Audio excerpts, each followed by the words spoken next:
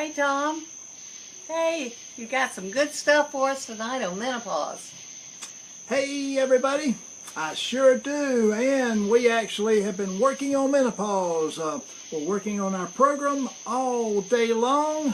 And I We're thought I was writing, through with that. we're writing, and we're going over, and we are correcting and opening the books and looking at the literature and building our program.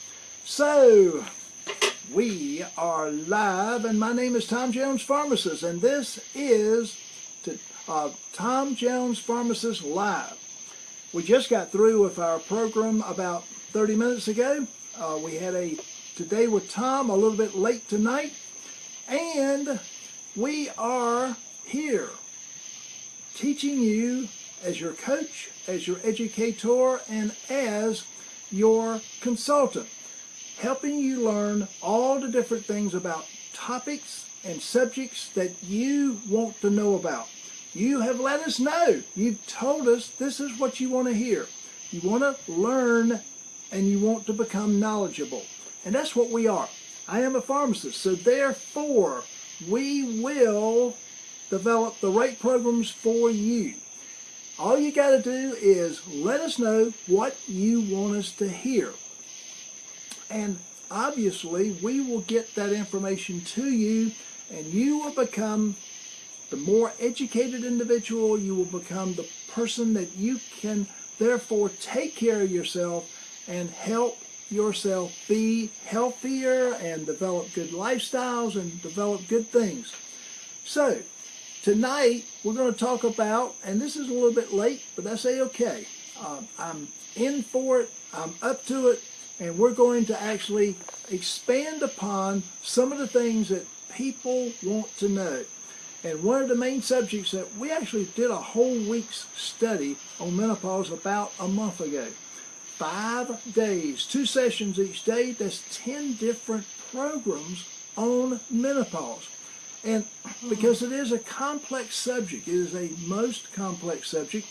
And every woman alive is actually going to be encountering that. And guess what, guys? You're going to be encountering the andropause. So that's the other part of the menopause. It's the opposite. So, and opposites attract. So therefore, you've got the guys and you've got the gals. The guys just happen to have andropause, and the ladies just happen to have menopause. You have the same hormones, so interesting, isn't it? All about the chemistry, all about the physiology, all about the hormones and which one of you have what. And I've got a big thumbs up. Again, we're going all the way around the world. This is Facebook Live. This is a great, great community. And Regina Whitaker, one of our regulars, is right here with us again. Thank you so much for joining us, Regina.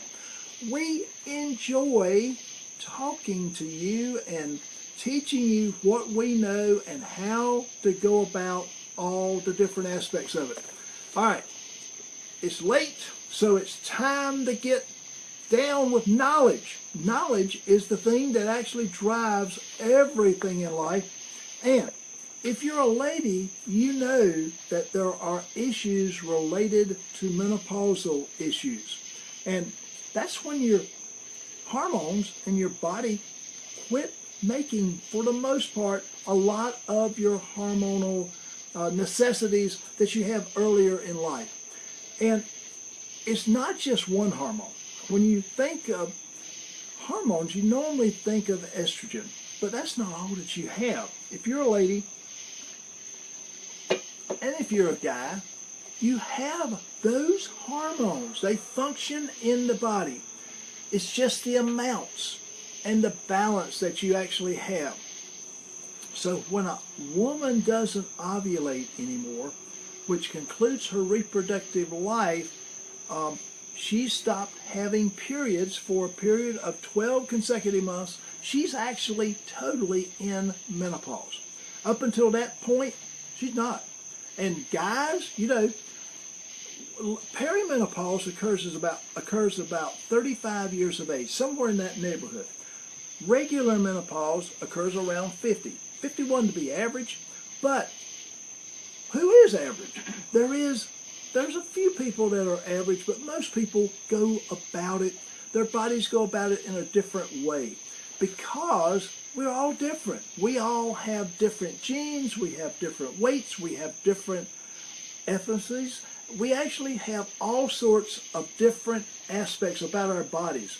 So the person who is thin and who is very much on the go will be different than the individual who is not so thin and is basically sedentary. So there again, there's a difference. There's one difference that will make a world of difference, and then you produce different aspects. You have different diets. You have different regimens. You have differences that actually occur from an individual standpoint. So here's what to expect. You're first going to notice irregular cycles.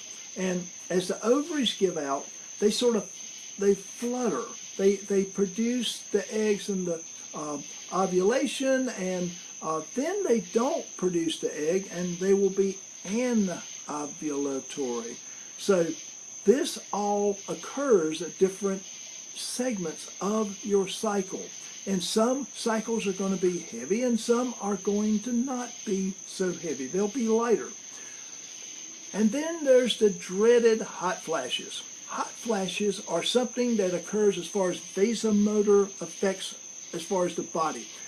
This is the most common sign of menopause. And when you have those vasomotor irregularities and you start feeling that hot, flushed feeling, it definitely will be because you will have less estrogen receptor sites in the body, less estrogen there, and you will notice it almost immediately. It can last for a few seconds, or it can last for a couple of hours.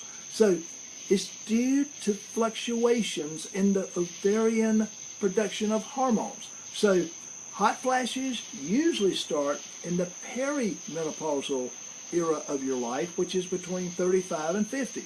So you will notice that, and often they will disappear after menopause is over. Not always, but sometimes they will disappear. All right, then we're talking about night sweats.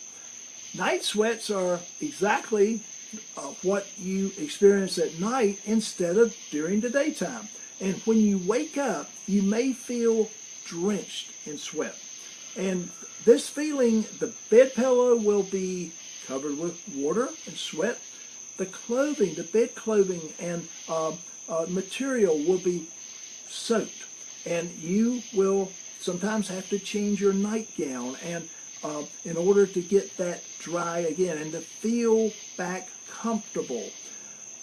Night sweats are typically the second most important notices that you are in that menopausal, perimenopausal end of stage going into total menopause.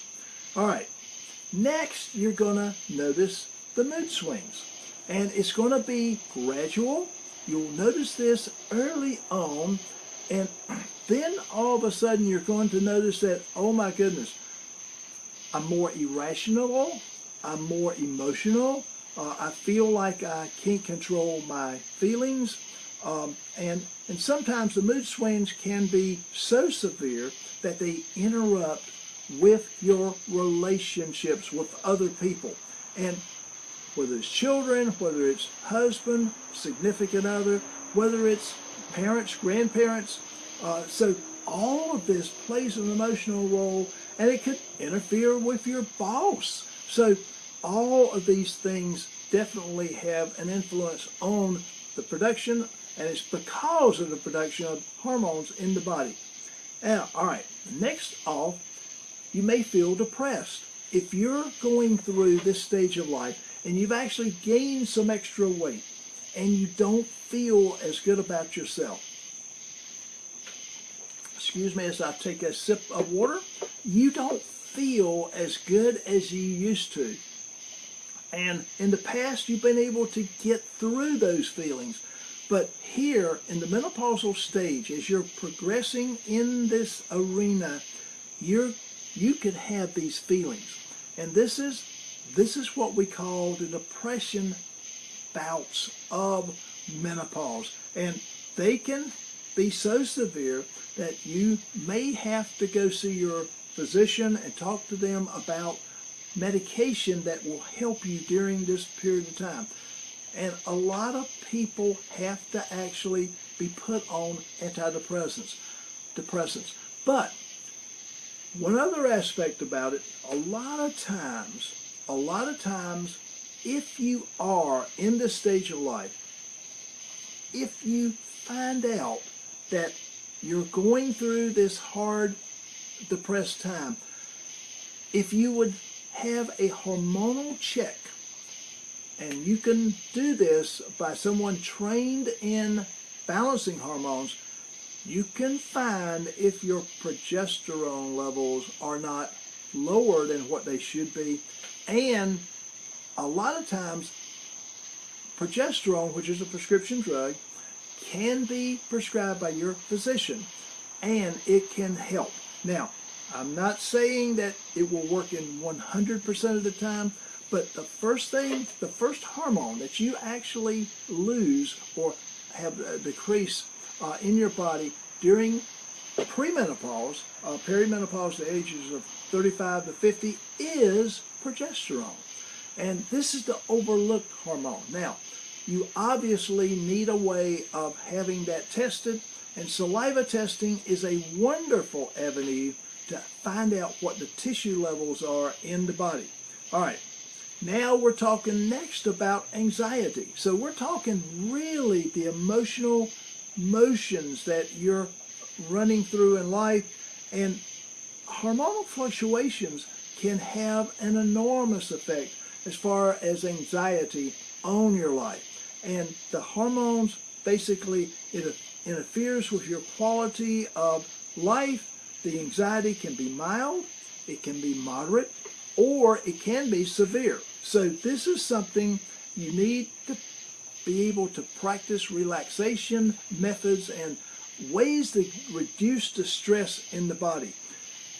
Again, this has played a role in of your stress factors, and stress related to emotional issues in life can have a major effect, and stress as far as adrenal stress. So the adrenals are something that you can, and a lot of times you'll need to actually have checked and tested. Again, a wonderful way of testing for the cortisol adrenal situation in your body is saliva testing. And most physicians, most practitioners are not even aware of saliva testing, but it is a wonderful way to get and find your balance in your body. All right, lack of libido. All right, now we're talking about emotional, rational, sexual life. This can be a major problem for women as they go through perimenopause and as they go into menopause, because the lack of desire for sex may be affected with that individual. It can be hormonal, and when you have less estrogen, when you have less progesterone in the body, you can also have lower testosterone. So all three hormones play a role in your ability to have a normal libido feeling, and without knowing where these levels are, you are kind of in a situation in which the situation could deteriorate as far as your relationship, and you can have physiological and psychological problems with the sex organs, and this can cause problems particularly in the desire for this situation. So again, hormones play a role here, and without being balanced, without having the known factor of where you're at hormonally, and we're talking about tissue levels in the body, this can be a major issue with women. Urinary incontinence, another physiological process. That's the arena of having enough estrogen that it actually interferes with the urination symptoms in the body, and if you're consuming water, you will need to excrete the water. And if you feel like you need to urinate more during this period of time, it can be and wreak havocs. You can have accidents as far as your clothing. You can have accidents as far as bedwetting. So here, you really need, those are issues that you need to talk to your urologist and OBGYN about, because then again, you can have increased urine frequency. For reasons that really aren't completely clear, women may have an increased frequency of urination during the menopausal time and during late perimenopausal times. And often this needs to be corrected also. So the mechanics of the actual urination has to be taken into account.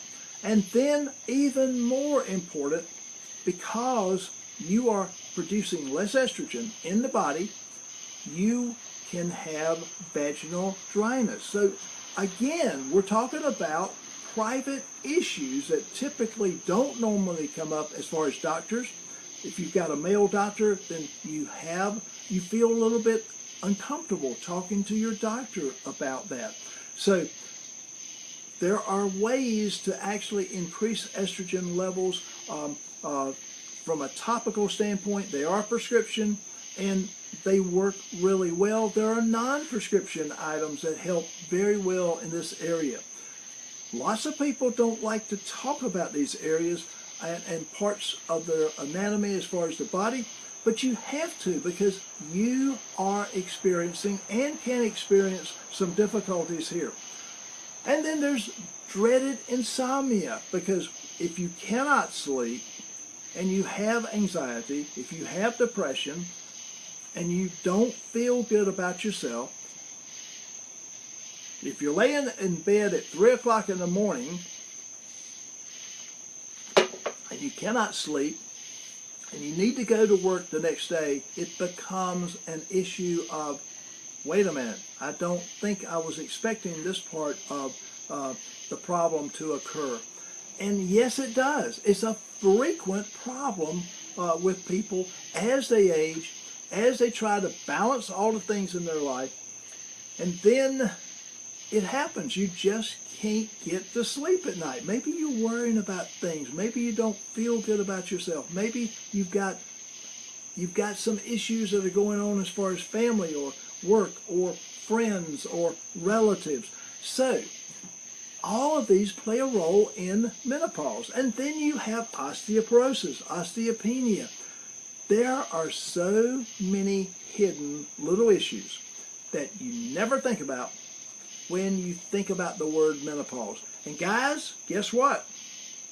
We go through andropause, and we don't like to talk about it. Ladies will at least talk about the issues. So we're, like I say, developing our programs so that we can be at the forefront of all of these issues. And we talk about them. Here on Facebook Live, here on Tom Jones Pharmacist, we will bring up the issues and we'll talk about them. All you got to do is let us know. Again, we have been here late. It's almost 11 o'clock Eastern Time. We are going to sign off for tonight. We probably will be on tomorrow and Sunday. I don't know the times or schedules. We're still working on our programs.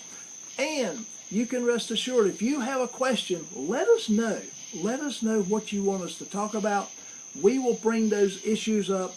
We'll talk about them live to you right there, because you're on the other end of the line.